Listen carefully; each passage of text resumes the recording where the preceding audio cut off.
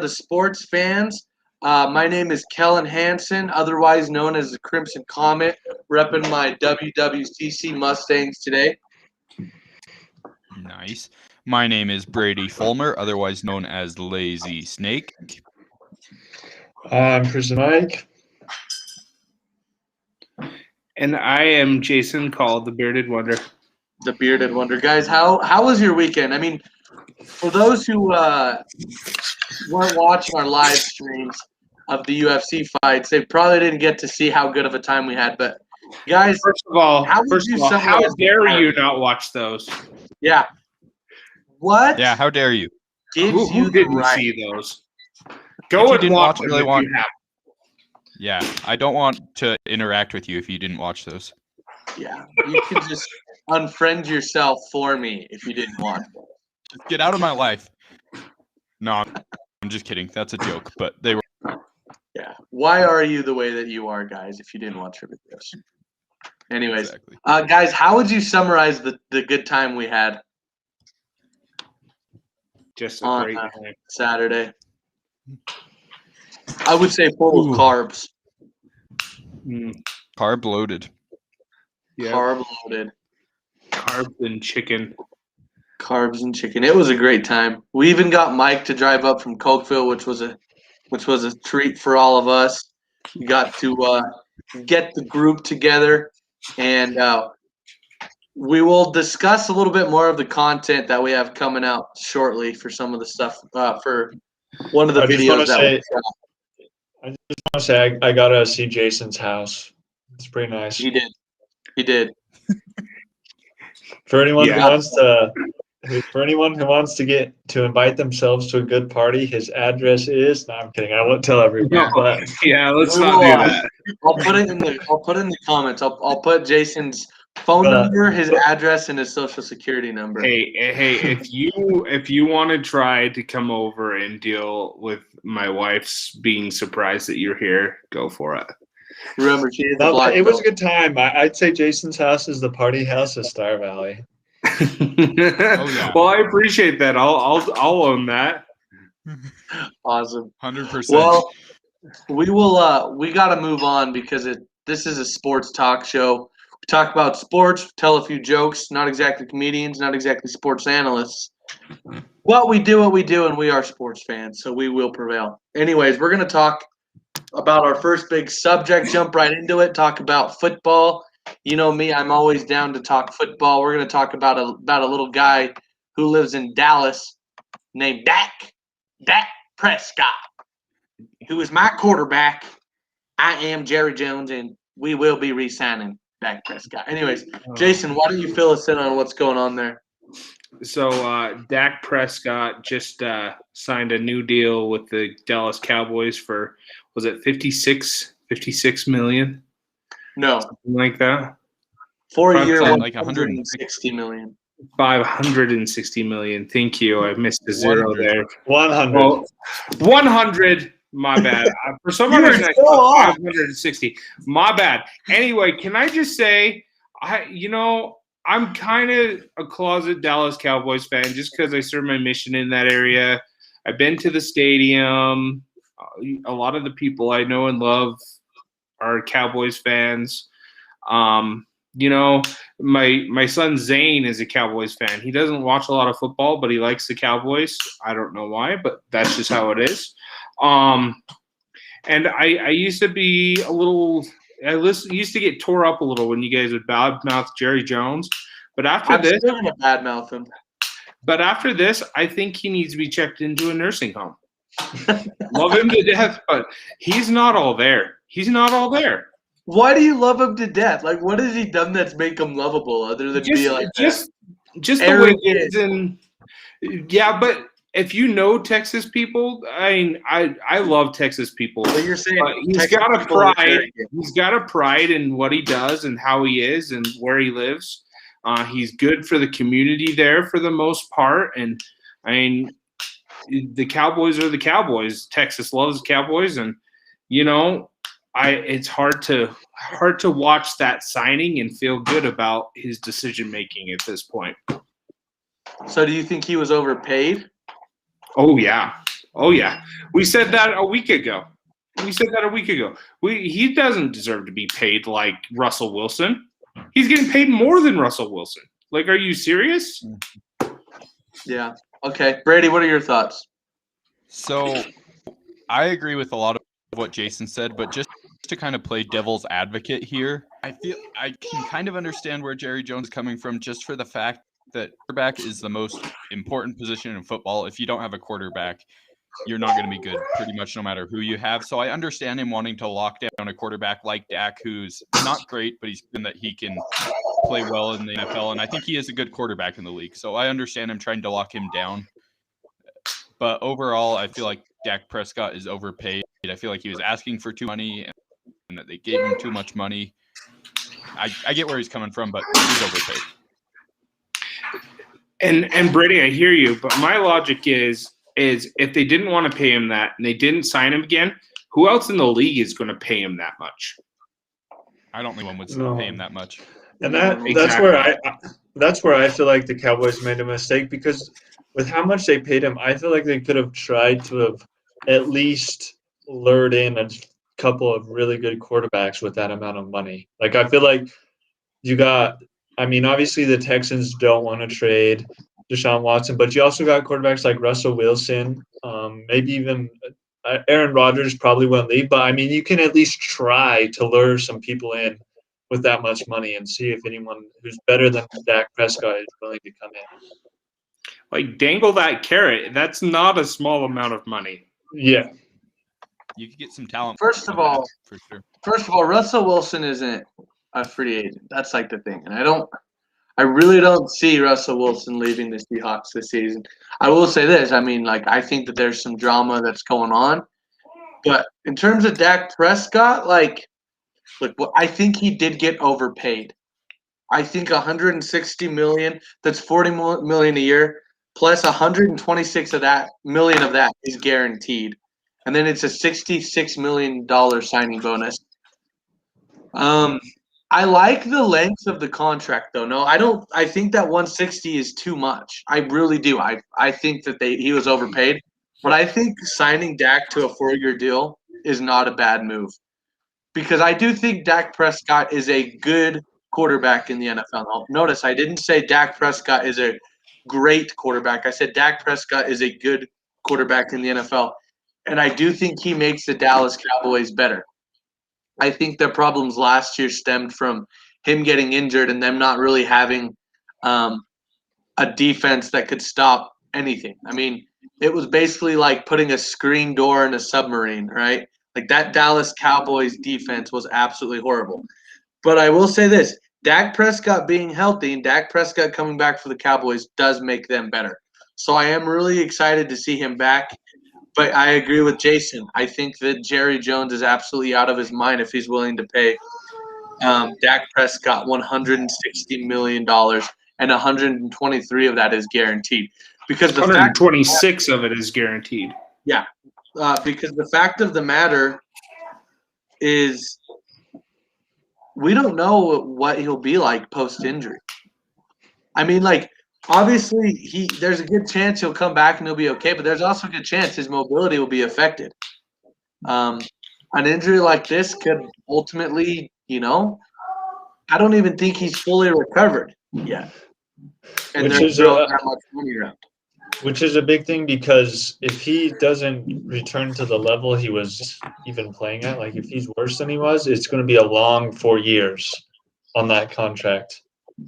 Well, and 126 guaranteed, that's a lot of money. That's just saying, yeah, we're gonna give you a lot of moolah. Well, just the first year of the contract, though, he got a $66 million signing bonus. Like, in the first year of his contract, due in year one, he will make $75 million this year. That is just nuts. And then I just read one thing I like that they did in this contract is he's got a $1 million Super Bowl incentive. So if he plays 50 snaps in a Super Bowl, 50% of the snaps in a Super Bowl, and they win, he gets a bonus of $1 million.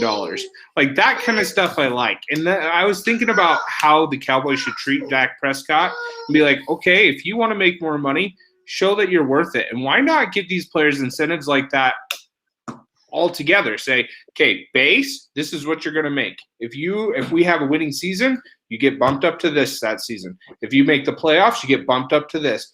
If you win X amount of games in the playoffs, bumped up to this. Like, why can't we see more contracts like that and give these guys a little more motivation to perform? Because, yeah, $1 million is a lot of money to win a Super Bowl, but if Dak doesn't think they're going to make the Super Bowl, he's getting paid whether they win or lose. Why does he care? And he's not making – oh, go ahead, Mike. I was just going to say, kind of to contradict Jason, if you do that, then no one's going to want to go to bad teams. Like, you have a really hard time being a quarterback. Like, I was going to say, I feel like Tom Brady would not have went to the Buccaneers. I like the incentive bonus idea. I really think incentive bonuses are good, but I think you should do it after someone's signed. Just because that'll keep teams from being like, hey, we'll give you $50 million if you win the Super Bowl. It's like, all right. Mike, to that point, if every team is doing it, then you can't have 5 quarterbacks on one team.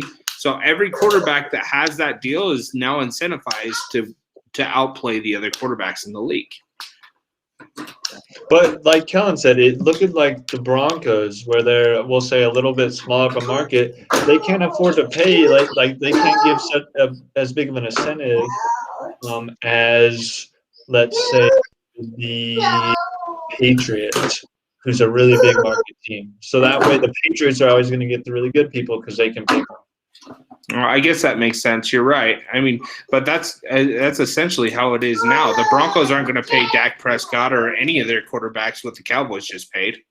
That's true. You know what, though? But I will say this. There is a difference in the NFL. It's not as much like the NBA where there's such a disparity between big market teams and small market teams. Small market teams in the NFL have a shot. I mean, you look at the Kansas City Chiefs. Kansas City, believe it or not, is not a huge market. It's actually one of the smaller markets in the NFL. And then you look at things like the New York Jets. That's a huge market. So, but I do think that if you did a lot of incentive-based stuff, yeah. I do like that idea. I just want to pick one thing up, though, and it is the fact that with Dak Prescott signing this much for a contract this big, you're going to start seeing QB salaries go through the roof. Because when Patrick Mahomes signed his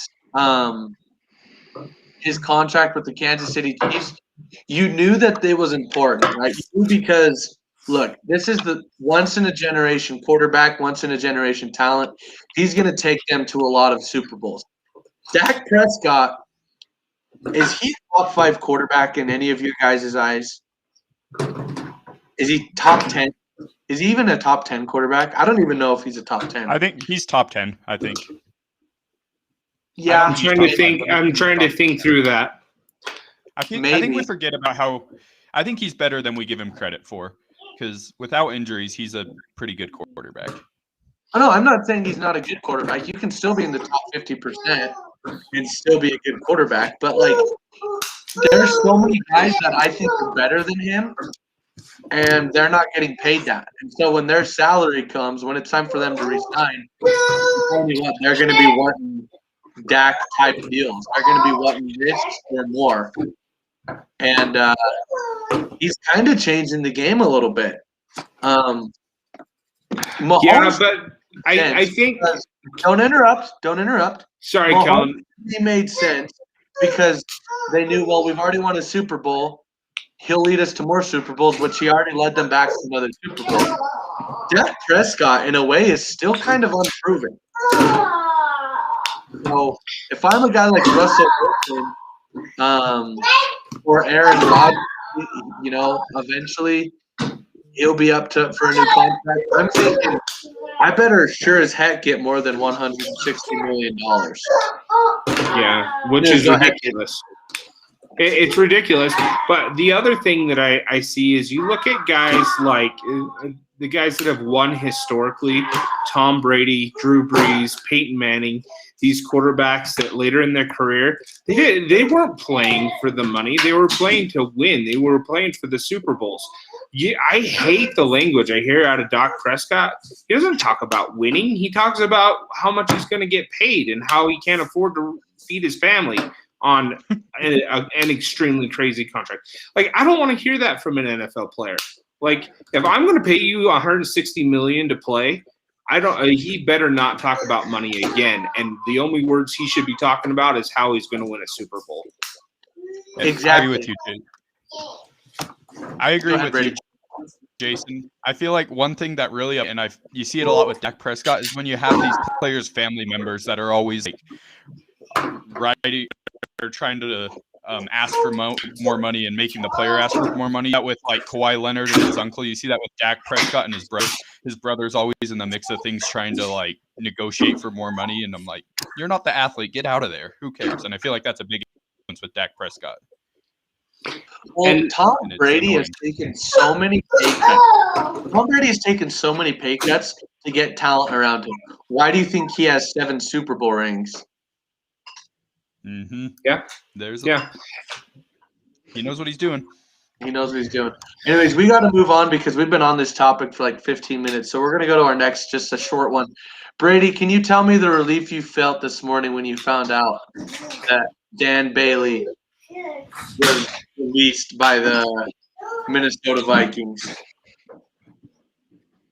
So the Vikings, I feel like more than pretty much any team I can think of, has a terrible history with kickers.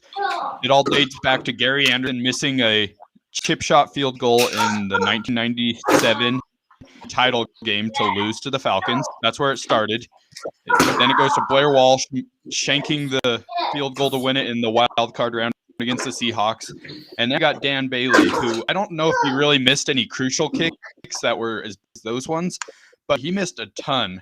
I remember there was one game, I believe he missed 3 field goals, 2 extra points in a game. And he ended up missing a lot more extra points on the season, and he was just terrible. So I'm happy to have Dan Bailey gone. I was happy when the Vikings signed him because if you look at the stats, he's one of the most accurate kickers in NFL history. But this season is just absolutely terrible, and you're on a short leash as a kicker. You're not going to keep your job if you kick as badly as he did. So it's about time. And I'm just ready for the Vikings to get someone reliable. I'm to the point whenever the Vikings kick a field goal and it means anything, I even watch it just because I'm so anxious because I've seen way too many things go badly. I don't count anything. They can be kicking an extra point to win the game and I'll be freaking out because I feel like there's a chance it'll miss. So they need some stability at kicker. We all talked at once. I was just going to say, hopefully they get someone a little better. Yeah, Dan Bailey was 31st in the league in field goal percentage, 68.2%. Like, if your job is to just kick field goals, like, I know it's a hard job. I'm not saying it's not. But if that's your job, you got to make more than 68% of your field goals. But go ahead, Jason. I want to know who jinxed the kicker originally. You know what I mean? Like the Dr. Pepper commercial when he gets sentenced to months without Dr. Pepper. That whoever jinxed the Vikings organization kickers should just be banned from Dr. Pepper for life. I agree, and I'd like to find that hard. and strangle him. Who knows? It was May. It was Mike, It be was careful. Cowboys 6-string quarterback, Prison Mike. I know some Vikings fans. You don't want to be on that list, buddy. They'll come after you. Vikings fans are so intense. Anyways, we're gonna move on. We're gonna talk about the All-Star Weekend. Mike, why don't you give us a little bit of recap on this year's All-Star Weekend, starting with the dunk contest. All right, yeah. So we had the 3-point contest, the dunk contest, and the All-Star game. We'll just do a quick recap of everything, maybe talk about stuff we like. But I guess if we start with the dunk contest, personally, I watched it. I thought it was terrible, for being honest. I felt like the dunks were not that impressive. And I feel like the best dunk was either Cassius Stanley's first one or Obi Toppin's. first one, and Cassius Stanley's first dunk was way low on, like they scored it super low, and the rest of them just were not that impressive. I mean, I can't. The Simmons guy who won, I mean, he almost kissed the rim, but he didn't even kiss it, and he still He won. almost kissed it. It almost doesn't count. Almost. I know, he almost. Like, only counts in horseshoes and hand grenades, my friends. But that's what you get when you only have 3 dunk contestants.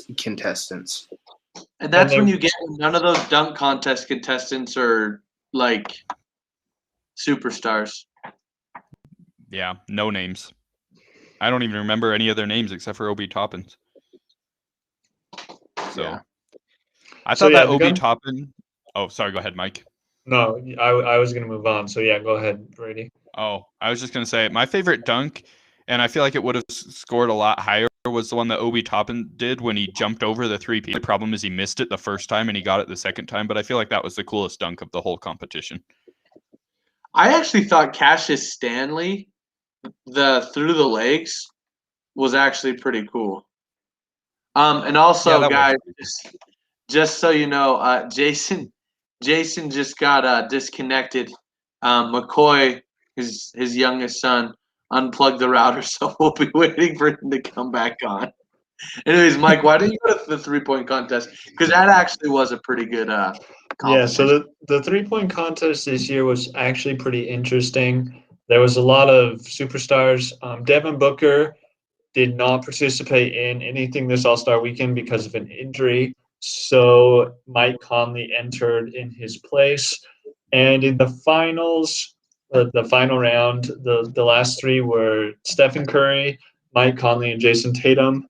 And Stephen Curry barely beat Mike Conley on the last shot. I believe it was the last 3 to win the competition. So I didn't get to watch that. I just watched some highlights, but I thought it was pretty cool, pretty interesting. The Did, Mount. did you Oh, guys yeah. have anything? Did you guys have any favorite parts? Well, I mean, I was just gonna say we all called Stephen Curry. yeah, obviously Stephen Curry. Like, it was really close, and on that last shot, I was like, ooh, but it was like, it's Steph Curry. He's gonna make it. Like, I don't know. He's the best. that He's the point- best shooter of all time. Like, and when he's not guarded, he's gonna put up good numbers in a 3-point contest. At the point that Steph Curry decided to do the 3-point contest, we should have stopped calling it a contest. That's how I felt when I saw it. I was like, let's put a Klay contest. Thompson. Well, Was Mike Damian Conley made Lillard it in it? close. Did Damian Lillard do it? No, but Mike Conley was close. He made it He a was. contest. He was Dane close. You know what? I feel like if Damian Lillard and Klay Thompson were doing it, it would be different. Obviously, Klay Thompson can't do it, but There goes Jason again. there goes Jason. He showed McCoy McCoy is- where the Router router just was. keeps That's being all I unplugged. gotta know. Did McCoy find the router again? No, can you hear me? Yeah. No, There he my is. router's still booting up. Sorry, Ashley was supposed to come take the baby, and she did not. So if you hear any banging or anything like that, it's just McCoy. She's probably very busy. But he also likes to unplug things and plug them back in. So All right, tell me about the game itself. What were your guys' thoughts on the game itself? Boring. I'll go first. I didn't watch it. I had a church meeting, so I didn't get to watch it. And I thought I had recorded it, and I didn't. But I didn't feel bad about that. I watched it while I was doing some homework. Like Brady said, it was pretty boring. I mean, I didn't get to see last year's, but as far as defense, no one was really playing a whole lot of defense, and team. Uh-oh. You froze, Mike. Yeah, I know why my connection's terrible. Your So attitude. your attitude's terrible. Come on, guys.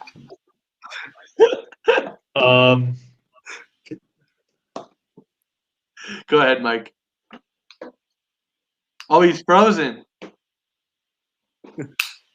That's a good shot. We should take a screenshot of him like Our that, whole- Bill. Just click. Brady's frozen on my screen too. He was for a second. Anyways, Sorry, guys. We're technical difficulties are just a name of the game this early in our podcast. So if you bear with us, we appreciate you're it. back on mic though. But what were you saying, buddy? What was I saying? It was pretty boring. No one played defense, and Team LeBron dominated. Yeah. We all knew that was going to happen. We all knew Team LeBron was going to happen. I was hoping people would play defense. I was hoping they'd take a little inspiration from last All-Star game, but that definitely didn't happen. Can I just say it's like really nice to see that Donovan Mitchell and Rudy Gobert both played pretty well. Because did we talk? We haven't talked about that yet, did we? No, we can jump into that right now. Okay, Brady, as a Jazz fan, I want you to explain this. All right. So, Donovan Mitchell and Rudy Gobert were the two last people taken in the entire draft of the All-Star game. And when LeBron was asked about it, he said it was nothing personal about them. It's just the fact they play in Utah. And he said that growing up, he never, ever picked Utah in a video game, even though they were good with Karl Malone and John Stockton. And I feel like that was right in with what Donovan Mitchell and Rudy Gobert were saying after the 76ers game about how they get overlooked because they're in Utah and they don't get calls going their way because they're in Utah. And basically that it's hard to play in Utah. And I think that's 100% true. I don't think there's any myth to that or anything. The NBA doesn't want to see them win. And yeah, LeBron kind of disrespected Utah. And the NBA doesn't want them to talk about it either because Mitchell got hit pretty hard for what he said. Yeah, he did. That happened with anyone, though. With what he said, if anyone else in the league said it too, like they'd get fined a bunch. Yeah. That's true. Can I just say, though, like, I think there's, like, blatant disrespect for the Jazz. And, like, it's kind of annoying. Like, I totally understand, like, that it's a small market and that maybe it's not the most exciting place for a lot of people to, like, be a fan of. But the fact of the matter is that Rudy Gobert and Donovan Mitchell were not the two worst players in the NBA All-Star game. Like, and the fact that Mike Conley was an alternate shows, like, the Jazz got 3 players in the All-Star game. That is very, very impressive. When was the last time the Jazz had 3 players in the All-Star game? It was like 1980 something. They were talking about it during the game. Exactly. And so that for me just shows me that, like, LeBron, yeah, he's a great basketball player, and I think he's got a great basketball IQ.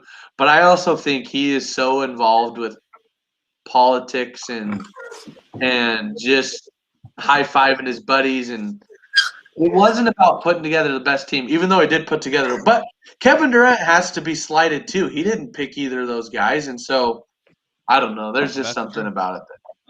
As a Jazz fan, it just rubs me the wrong way, and it makes me not want to cheer for LeBron. Yeah, and I'm the same way. It doesn't help that LeBron's a Laker right now. I mean, of all the teams that I don't like to hear those kind of comments from, it has to be LA.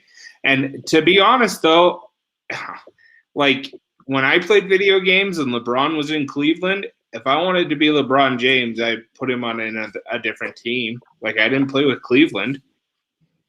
So, I mean, I think that was really very not classy. There's got to be a better way to say that, but just not a lot of class in that comment he made. I agree. We're going to move on to our next topic, though. This is another big NBA trade. We actually have discussed this, but it was made official. Jason, why don't you go into that one? Sorry, you were breaking up and McCoy yelled at me. Say that again one more time. Why don't you bring up our next next conversation? Blake Griffin. Yes. So Blake Griffin has now been traded to the Nets. Not traded, but signed with the Nets. Traded? Signed. Signed. Signed. Yep. Which is, I think, a really smart move by the Nets. I think Blake Griffin can still get in a game and give you not as many minutes as he used to, but in a very small role. I think he's a great pickup for that team. And the thing is, there's not a lot to lose there, because if he doesn't work out, it's not like they have 3 guys that can lead that team. Yep. Brady, your thoughts? I think it's a good pickup for the Nets. I don't think it's as big a deal as everyone's making it. I still feel like Blake Griffin is a shell of the player he once was, and I don't see him too much better than he was on the Pistons. But I feel like it's a good pickup. Maybe they'll give him a few minutes, but I wouldn't expect anything too great out of Blake Griffin. Yeah. No, I agree. Mike? Yeah, I'm about the same as Brady. I feel like this is kind of like the Derrick Rose trade, where Blake Griffin will help the Nets out a little bit. He'll come off the bench, and every once in a while he might give you something really good.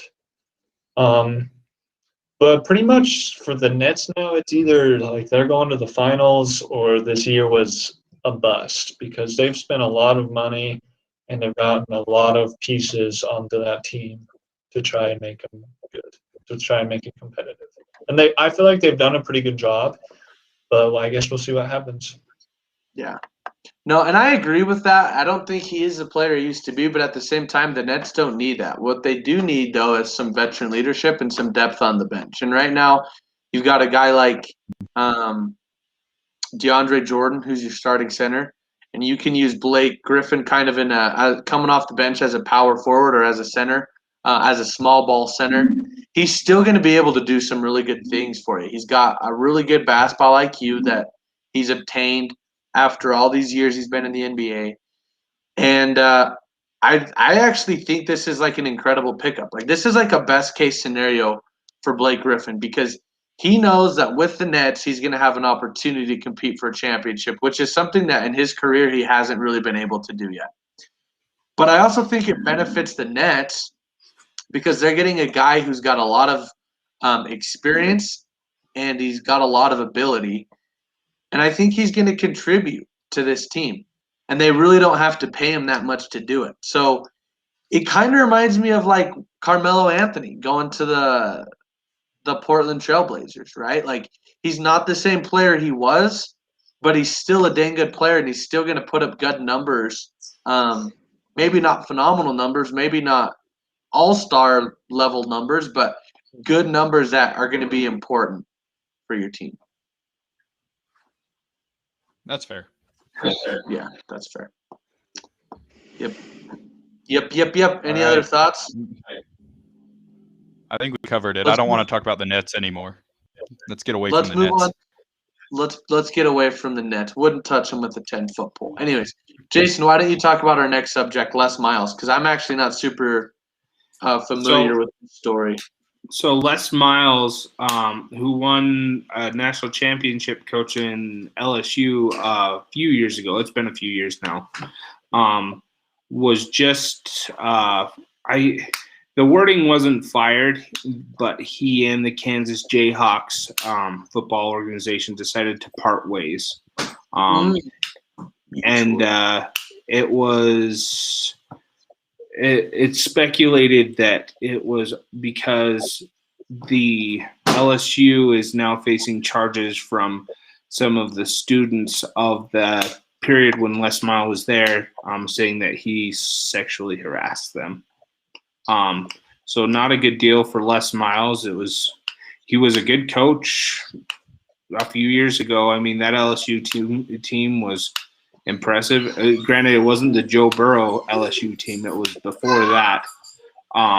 But he has been let go / parted ways with. Yep. Nice.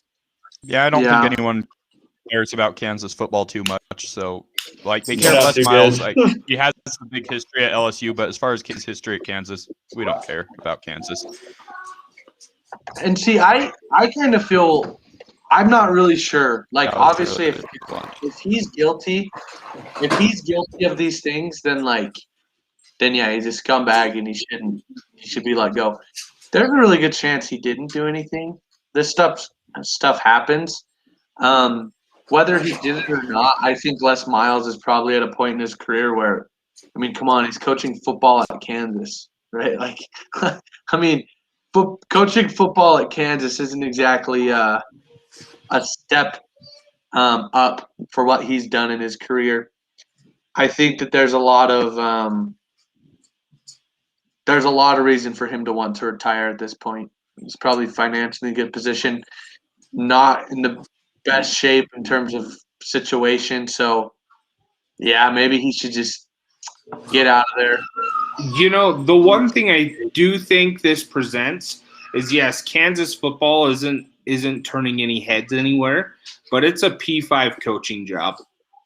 And now there is an open P5 coaching job where some of these mid-market teams, non-P5 schools that have good coaches now have to think, well, there's a P5 job open now. Do you have to sweat a little bit thinking if my coach wants more money that I can't give him, there's a job. Mm-hmm. So just something to think about. I feel like that whole time you were referring to Kalani Sitake.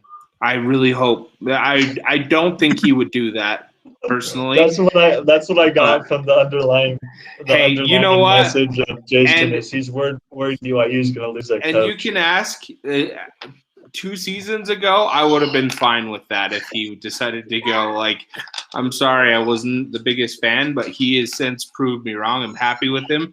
And shout out to my Cougars football team. They just signed the Nakua brothers.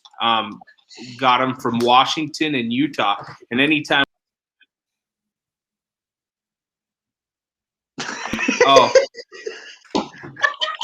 anytime the Cougars can steal a player from Utah, I don't know how much you guys are. Kellen, you're a jerk. Hey, Sorry. And just so you know, Kellen's the one that picks the banners. He self-proclaimed himself the Prince of Lincoln County. No, that is a title. He is though. He's I'm not saying that he may or may not be, but he self-proclaimed himself. Just had to point that out today. But you're a mountain man extraordinaire. I am. Look at me. Good? We got Tiger's biggest fan, Brady Fulmer, and then Prison Mike, formerly known as Accused Mike. That one's true. That one is true. Anyways, no.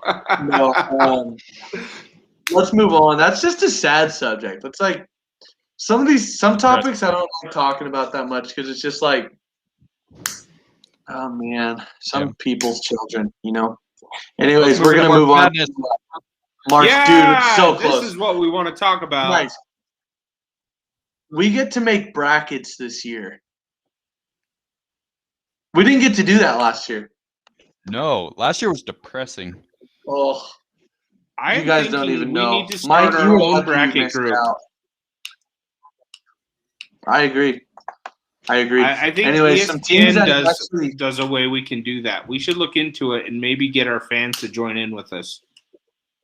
Yeah. So some teams that have actually automatically qualified. Siena has qualified. Have you guys ever heard of Siena? That's the one thing I like about the tournament. You hear these colleges you've never heard of before, and then they blow people, they upset people, So Siena's qualified.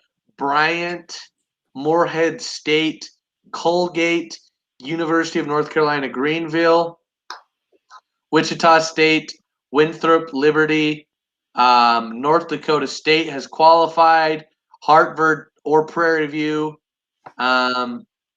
Wait, I thought North Dakota State lost yesterday. Oh, maybe. It says they're an automatic qualifier. So Southern Utah has qualified. Grand Canyon. So yeah, there's some cool teams that have qualified. These AQ teams. Always fun to watch these smaller teams get into the tournament and watch. It's interesting. It's like, all right, which Cinderella school am I picking to make into the tournament? And guys, am I the only one? Is Mike frozen? I thought he was just being he's just being really quiet. I just thought he was praying or something like. No, I'm looking up if Utah actually got in. Did they? That's I'm just what it checking. shows me here. So North Dakota State shouldn't be listed as one that's in. They did win yesterday, but they're playing the final tonight at 7. I must have been off. It must have. My source must Yeah, not be. You're, said that you're reading this fake news. just. It's I think that it's ESPN. fake news. Oh, but it's just the bubble bracketology. So, anyways, I misinterpreted AQ. Oh, you're But- fine. I'm really excited for these Cinderella teams because I feel like this is a year where you might actually see some schools like get upset, you know. And I always love that aspect of March Madness that the Cinderella schools like not only go dancing but they dance for a while. So That being said, I don't see any of the number 1 seeds getting upset. I don't see a 16-1 upset this year, but I can see maybe a 15-2 upset this year. yeah, potentially. I mean, and that's the thing is like I wouldn't. Yeah, you never want to say like a number one's going to get upset, but it happens. Like that's the thing is like you say I don't see any number 1 seeds, but does anybody ever see a number 1 seed getting beat in the first round? It's only happened once. It's happened one time. I'm just saying the number 1 seeds this season just seem like they're on a different tier. I agree with Jason on this one. It would be very, very unlikely, I feel like, to see one of those teams get beat. Like even more so than most years. But it happens. It happens. That's the thing is like it's very The unlikely. percentage of it happening is like 0.001%. It could But happen, even- Mike. but, like, I mean, it could, but It might not happen in the first 1 round. in 200 and something okay, against but in number my 1 opinion, seeds. it might not happen in the first could round, but it happen. could happen in the second round. You know, like Yeah, but no 16 seed is going to be like it's not possible for the 16 seed to play the number 1 seed in the second round. that's true. I honestly think my Cougars have a better shot at upsetting Gonzaga than a 1 seed has at losing in the first round this year. And as a Cougar fan, my hopes are high, but my expectations are not. They are not. Jason, if a number 1 seed does get beat, we're gonna have to eat our words. That's for We're sure. gonna But have I to do eat not- crow. You're right. If I a do number not one see it seed happening. if a number 1 seed gets upset, I think you guys should shave your eyebrows. I agree. My eyebrows. I'll shave Yep. half of this eyebrow from here over. All right, I'll Mike, you shave gotta do that it too. down. If number 1 Heck seed no, gets upset. How am I ever gonna get married? I was Well, going to yeah, say they'll Mike grow has to back. attract a mate still. Mike, if It'll a girl grow back. won't marry Eyebrows you, are very, if a very girl important won't marry for you that. because you're missing half an eyebrow, then she doesn't deserve you, Mike. Exactly. That's really shallow if she doesn't do that. So Yeah. she's a Let's horrible person talk- if she won't marry you because you're missing an eyebrow. Let's No, talk some. I'll do one better. I will shave this section of my beard right here. Just this section. I will as well. Oh, This section of my Okay, beard. Mike, you're on. Yeah. We're holding you to it, Mike. Let's talk some BYU basketball because I know Jason. Jason knows what he's talking about when it comes to BYU. Like sometimes when Jason says stuff, I'm like, oh no. But when he's talking about BYU, he usually hits the mark. So let's talk some BYU basketball because they have a tough test with the Gonzaga Bulldogs. Gonzaga blew them out the first game, beat them the second game. Didn't blow them out, but beat them. Is there any chance that BYU pulls off the upset tonight? How are you feeling about that? I'm feeling hopeful, but not expectant. Let's look at the trend here. They got blown out, but they played Gonzaga tighter than anybody else has this season, at only losing by 11. Granted, in conference, I should say. I'm not too sure about out of conference. It happened a while ago. But BYU, in the past 5 years, BYU is the only team that's beaten Gonzaga more than once. So if there's a team out there that's going to do it, it's my Cougars. And I hope they do, but I don't think they will. Brady, what are your thoughts? I don't think there's any chance. I want to say that I wish a chance because I think it would be awesome. I always like seeing teams get upset in college basketball, but I feel like there's more of a chance of a number 16 beating a 1 seed in the tournament than BYU beating Gonzaga tonight. So approximately 30 minutes to tip off on that game, by the way. Mike? I'll be watching. I pretty much agree with everything that's been said. If BYU does pull it off, it's going to be something of like a tale of the century, pretty much. I don't see it happening. Yeah, It's March for a reason, though, boys. It's March That for is a reason. true. Exactly. And the thing is, it it is so hard. It is so hard to predict what's going to happen in college basketball just because there's so many factors that go into it and so many things just where they play so often. It's just, I feel like it's really hard to predict what's going to happen. Mm-hmm. Yeah.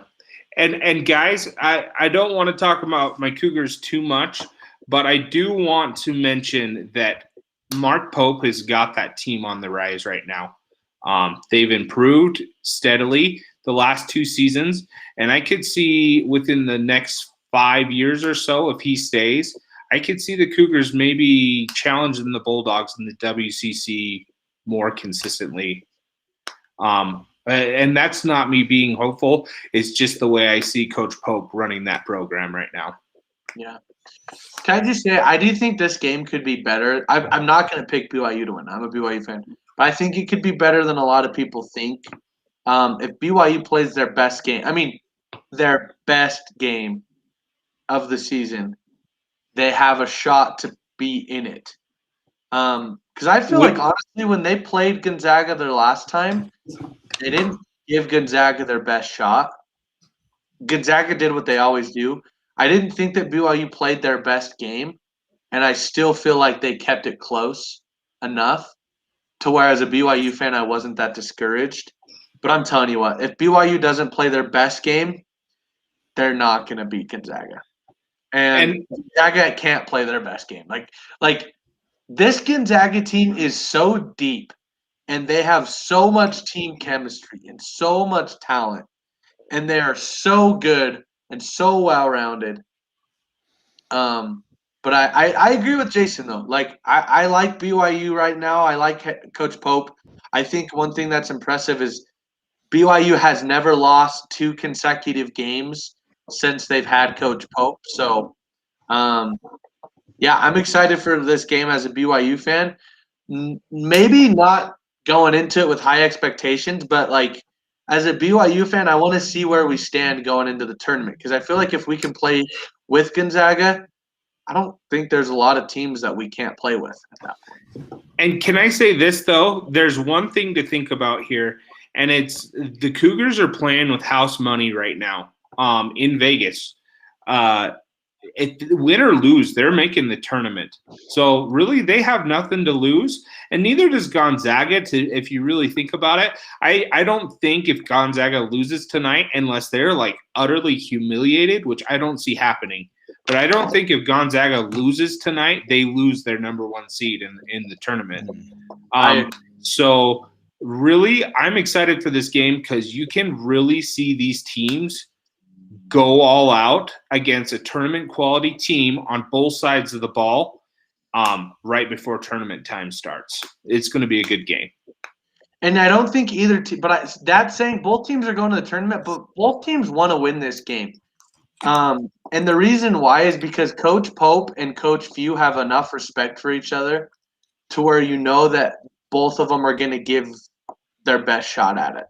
There's a lot of pride. This is essentially it's a rivalry game for both teams because it's the two best, most consistent teams in the conference for a conference title. BYU knows we beat Gonzaga, our stock will go up, and Gonzaga knows if we beat BYU, that's a big confidence boost going into the tournament. So I'm excited for that one. Any last thoughts?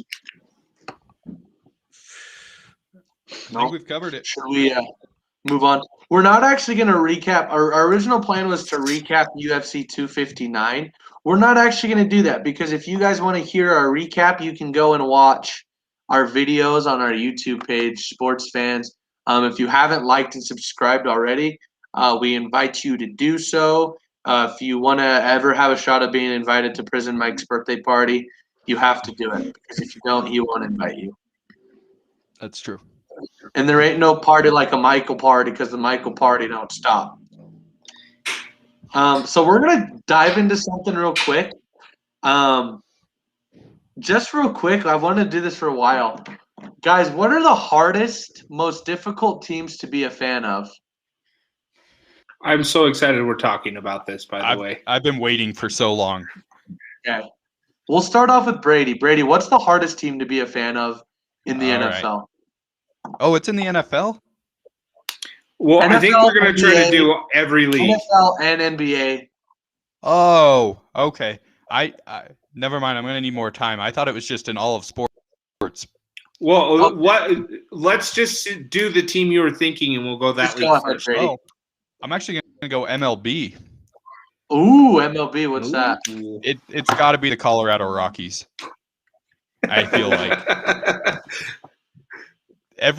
they did make it to. What's that? Why is that? Because they are so disappointing.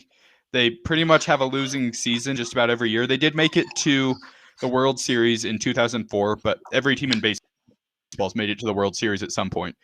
But they're so disappointing season, especially. The only they really had is they had arguably the best third baseman in baseball named Nolan Arenado, like the only bright spot on their team. And their stupid management didn't want to re-sign him for enough money for some reason. So he left, and now he's in St. Louis. So the Rockies, I can guarantee right now, I would bet huge money on it that they have an absolutely terrible season this season, and it just happens every year. And I'm not a huge baseball fan, but I'm a Rockies fan. I watch some of their games, and it's just disappointing. Yeah. I don't watch a lot of baseball, so I'm not going to comment on a depressing team from that league. I'm sorry. Can I be honest? Oh, that's okay. I actually have a team that's more depressing to be a fan of, and it's the Seattle Mariners, and here's why. I'm a Seattle Mariners fan because I have family there, and I like them. And they are the only franchise in the MLB who's never played for a World Series. Oh. And they haven't made the playoffs since 2001. Okay, and they're not getting you got me. I do have to say this. I think baseball fans in general are depressed. If you can sit through a whole baseball game, I'm sorry. I can't do it. I feel depressed when I watch baseball. I have, and the atmosphere is fun, but it's different. Like, how many times do you go to an MLB game? Well, I live in Wyoming. As opposed to just watch it on TV. That's true. It's very true. I was just talking to Shayla about this. If I had to get season tickets, if I lived in a city, I would get season tickets to an MLB team. It's a lot of fun. I've only been to one game, but it's a lot of fun. I enjoyed it. Okay. Yeah. I do think if you watch it on TV, it is a little bit slower and can get boring. But I like to watch the World Series. I do think Brady was right. Oh, sorry. Hold on. I do think Brady was right, though, in going to the most depressing team to be a fan of, going to baseball first. That's all I have to say. Can I just say, though, I think some of that has to do with your ADD, your ADHD. You just get bored watching baseball. Yeah. It's called America's favorite pastime for a reason. That's all I have to say. Hey, you go easy. I will say this: my football pick, the hardest team to be a fan of in football, got to be the Cleveland Browns. And I know they made the playoffs, but yeah. I'm going with the That many Washington number one football picks, team. that many- The Washington football team. Worse than the Browns? Yeah. They don't even have a Currently, I team agree name with right that. now, bro. They don't They even have have a name. Okay. They don't have Okay, the cheerleaders only one that- either. Yeah. The only one that can compete with the Browns is the Detroit Lions, people. As far I as the was gonna most say, depressing. I would pick Lions the is up Detroit there. Lions before I picked the Browns, or before I picked the the Washington football team. I team. almost- You caught your. Oh, you said the word that offends people, though. I said R-E. I didn't say the D. Oh R-E. no. Okay. It could have been the You know- Rebels. Brady might be kind of mad at me, but I'm gonna have to say, like, I have a lot of friends that are Vikings fans, and I have respect for the Vikings. I don't not like the Vikings. Okay, they're on my pro side instead of my con side. But That's cool. like the Browns are just terrible. So when they have a decent season, it's like, all right, nobody expects them to win. The Vikings, though, are one of those teams that have gotten so close so many times and just don't get there. Like, you talk to a Vikings fan and you're like, hey, your team looks pretty good this year. And what's the first thing they say? Oh, they're going to choke. It's not going to last. Oh, they're going to blow it. And Bailey's the kicker. And here's the kicker. They always lose on a field goal. So sorry, Brady, and sorry to the Vikings fans. I feel for you. It's not to be mean or anything. It's more I see your pain and I feel bad for it. That's okay. I'm part of you the different guys. support group. Sorry, this is off topic, but I just got on ESPN and the BYU's women's team just got beat by Gonzaga at a buzzer beater. Hopefully that's not an omen for tonight. Hey, you know what? If BYU gets beat by a buzzer beater, I'm going to be a happy person. I'm not going to be that upset by that. Okay. What about NBA team? Hardest NBA team to be a fan of? I know who I have. Ooh. I don't know. Can I go? Yeah, go Kellen. I think I know who you're going to say. I know who you're going to be a fan of the Sacramento Kings? Oh, that is not who I thought you'd say. I didn't think. But who wants to be a fan? Who do you know that's like, I like the Kings? No one really, but no one. No one. Who like that? I is like a De'Aaron Fox.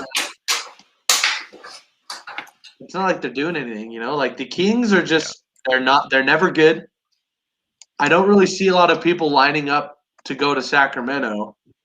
I think that's part of you being bitter about how the whole Jimmer situation went down a few years ago too, though.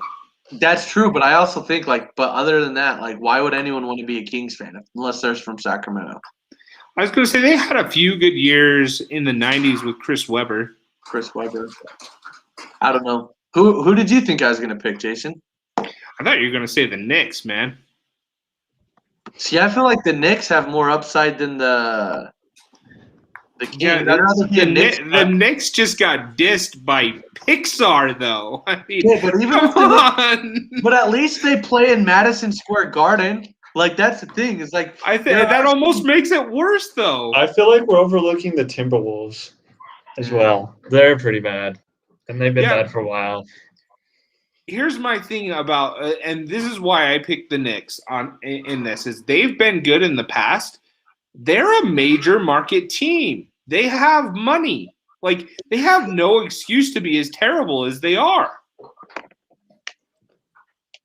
That's true. They're improving. We were just talking about how the disparity between the mid market and the major market teams in the NBA is so big, but the exception to that rule is the New York Knicks. But the Knicks are 5th in the East right now. It's not like they're terrible this year. Well, overall, terrible. And nobody expects them to make it past the first round of the playoffs if they make it there. I feel like the Knicks are a good pick. They've been disappointing for a while. That's true. Because they actually, I watched a video where it talked about what NBA teams were worth the most, and the Knicks are number one. Like they have the largest amount of money in the organization. The Cowboys are number one, I'm pretty sure, in the NFL, though. And I think we could put Cowboys on the list of NFL teams that are depressing right now. Yes, I love crapping on the Cowboys. I'm not opposed to that.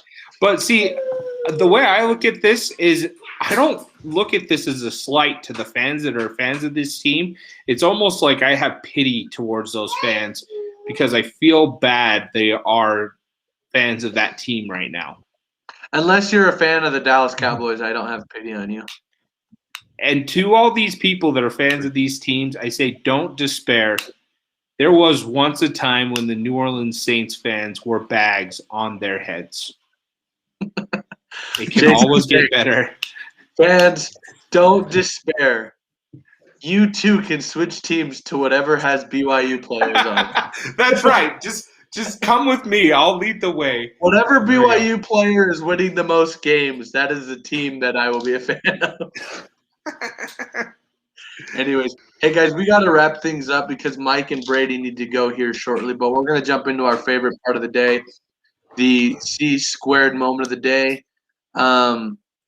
Look out for some new content on our channel, not just a live stream, but an actual video that's in the editing process right now.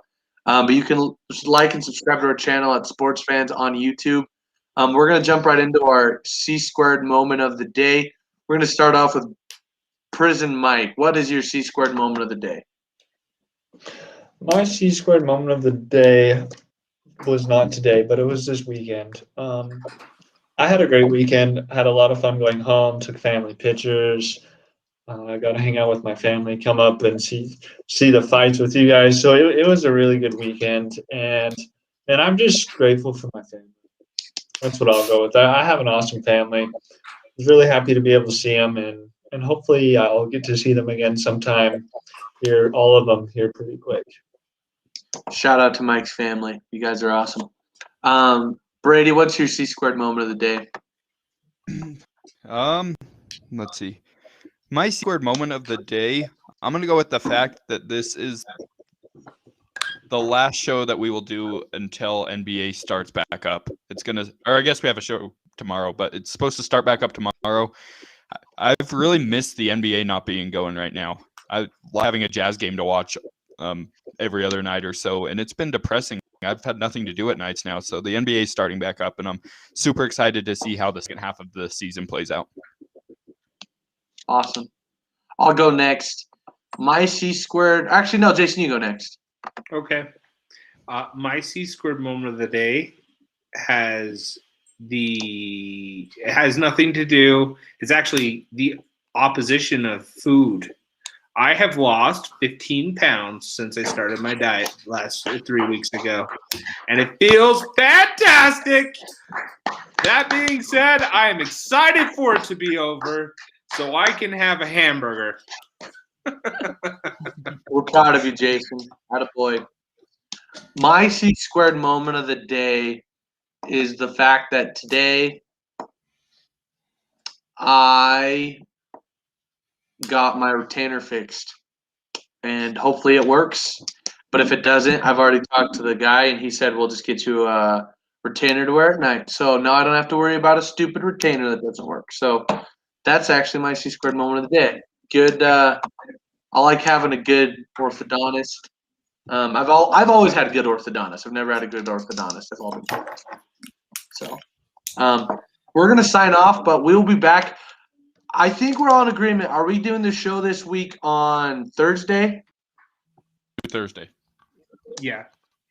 Yeah. Give ourselves some time to get some more material. We'll work at the kinks out so that it all works out for us. But we'll be back to you soon. So grateful for the opportunity to spend this last hour with you. So signing off, this is the Crimson Comet.